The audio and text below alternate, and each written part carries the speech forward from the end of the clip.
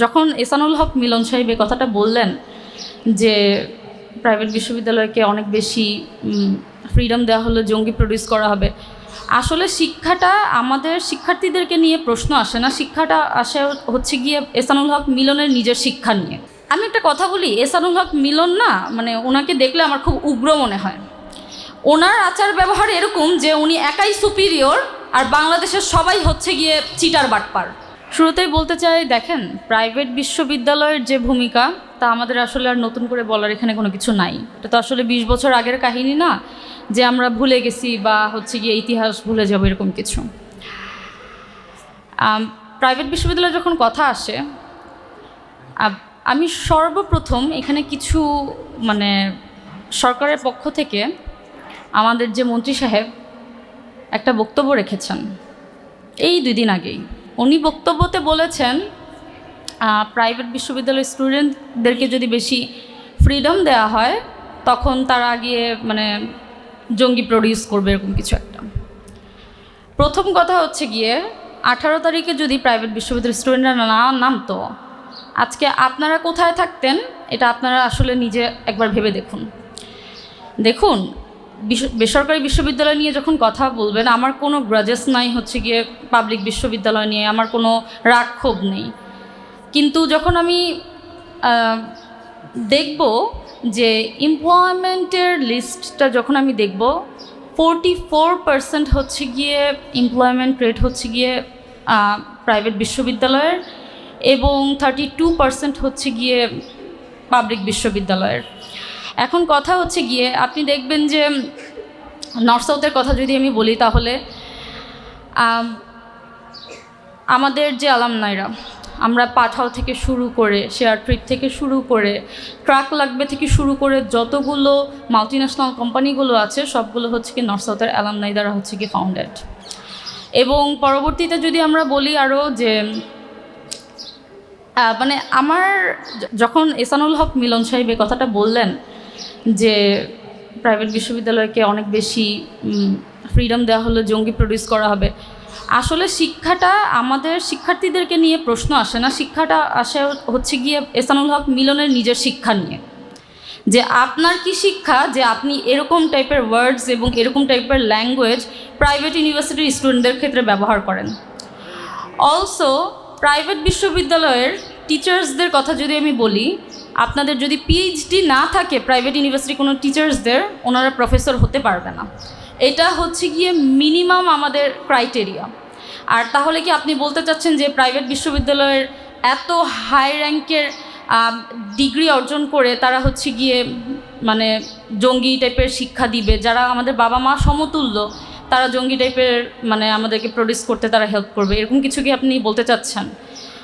মানে আমি একটা কথা বলি, এহসানুল হক মিলন না, মানে ওনাকে দেখলে আমার খুব উগ্র মনে হয়। ওনার আচার ব্যবহার এরকম যে উনি একাই সুপিরিয়র আর বাংলাদেশের সবাই হচ্ছে গিয়ে চিটার বাটপার।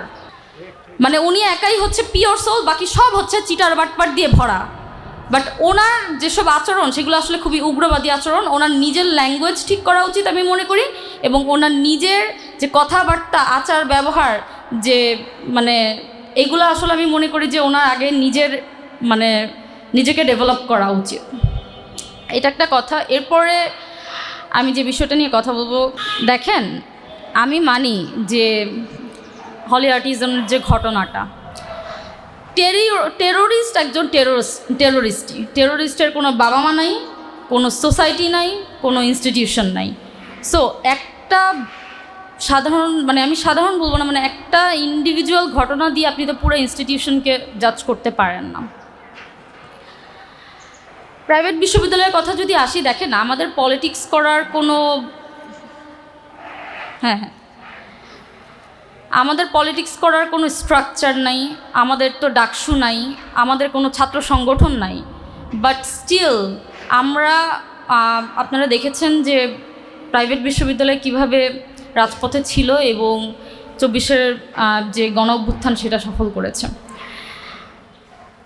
একটা কথা বলতে চাই, আমরা কিছুদিন আগে জাস্ট দেখলাম যে সালাউদ্দিন আহমেদ সংসদে দাঁড়িয়ে বলেছেন যে আমাদের তো কোনো ওয়ে ছিল না আপোষ করা ছাড়া, যদি আমরা আপোষ না করতাম তাহলে আমাদের ভোটটা বানচাল হওয়ার একটা সম্ভাবনা ছিল। তার মানে সালাউদ্দিন আহমেদ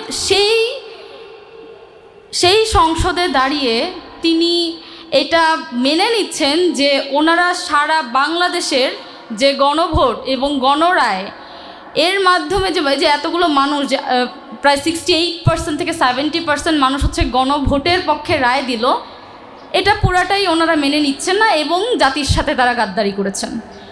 এটা তো খুবই ক্লিয়ার যখন সে সংসদে দাঁড়িয়ে বলবে যে আমরা ওই সময় আপোষ করেছিলাম কারণ আমাদের কাছে আর কোনো অপশন ছিল না। তার মানে আপনারা তখন হচ্ছে গিয়ে সে জিনিসটা মেনে নিয়েছিলেন কারণ আপনাদের নিজেদের স্বার্থের কারণে। এখন যখন আপনাদের স্বার্থ হাসিল হয়ে গিয়েছে, আপনারা যখন সরকারে বসেছেন, তখন আর আপনারা এতগুলো মানুষের গণরায় আপনারা মেনে নিচ্ছেন না। এটা আসলে প্রাইভেট বিশ্ববিদ্যালয়ের স্টুডেন্ট হয়ে আমার জন্য খুবই কষ্টকর যে আমরা একটা সিস্টেমেটিক চেঞ্জ, একটা কালচারাল চেঞ্জ আনার জন্য হচ্ছে আমরা রাজপথে গিয়েছিলাম। আমাদের কোনো কিছুরই দরকার ছিল না, আমাদের না কোনো স্বার্থ ছিল, না কোনো কিছু ছিল, কিন্তু আমাদের ভাই বোনদের যখন মেরে ফেলা হচ্ছিল আমরা এটা সহ্য না করতে পেরে আমরা রাজপথে ছিলাম। কিন্তু যখন আমি দেখি যে আমাদের পুরো জাতির সাথে গাদ্দারি করা হচ্ছে এবং তারা অন্য পক্ষকে বিভিন্ন কাদা ছোড়াছুড়ি করে তারা হচ্ছে কি অন্যদেরকে গাদ্দার বলে, যেখানে তারা নিজেরাই নিজেদের মানে বক্তব্যের মাধ্যমে নিজেদেরকে গাদ্দার উপস্থাপন করেছে। আমি মনে করি যে এই সময়ে এসে দেখেন আমাদের এই যে যখন জুলাই অভ্যুত্থানটা হলো, তারপরে আসলে এক একজন কোটিপতি হওয়াতে ব্যস্ত হয়ে গিয়েছিল, এখানে সেখানে দৌড়াদৌড়ি করতে করতে একদম পাগল হয়ে গেছে। বাট ডিসেম্বরে এসে তাদের মাথায় আসছে আচ্ছা ঠিক আছে, আমাদের এখন হচ্ছে গিয়ে জুলাই সনদ বা হচ্ছে গিয়ে যে আমাদের সংস্কার এগুলোর দিকে হাঁটতে হবে। কিন্তু যেই মানে জুলাইয়ের পরপর যদি এই জিনিসটা নিয়ে ভাবা যেত তাহলে আসলে তখন ওই সময়টাতে কারোর মানে রাষ্ট্রপক্ষ থেকে হোক বা অন্য কোথাও থেকে আসলে না করার কোনো সুযোগ ছিল না।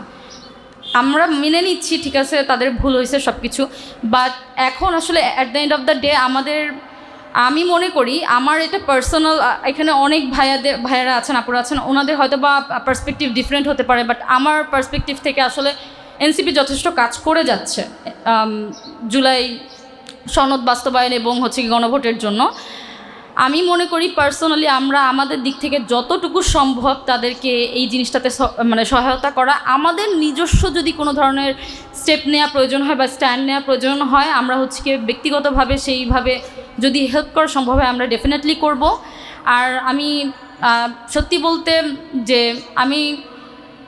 আমি নিজে হচ্ছে গিয়ে যখন গণভোটের পক্ষে যখন রায় দিয়ে আসি, বাট সেটা যখন বাস্তবায়ন আমি হতে দেখি না আমার চোখের সামনে, সেটা আসলে খুবই কষ্টদায়ক একটা ব্যাপার। বাট এখন পর্যন্ত আমি দেখছি যে এনসিপি এটা নিয়ে ফাইট করে যাচ্ছে। আই হোপ তারা আমাদের জন্য হলেও, এবং আমরা সবাই যতটুকু হেল্প করা দরকার বা সহায়তা করা দরকার আমরা আমাদের দিক থেকে করব। ধন্যবাদ সবাইকে, আমার বক্তব্য এখানে শেষ করছি।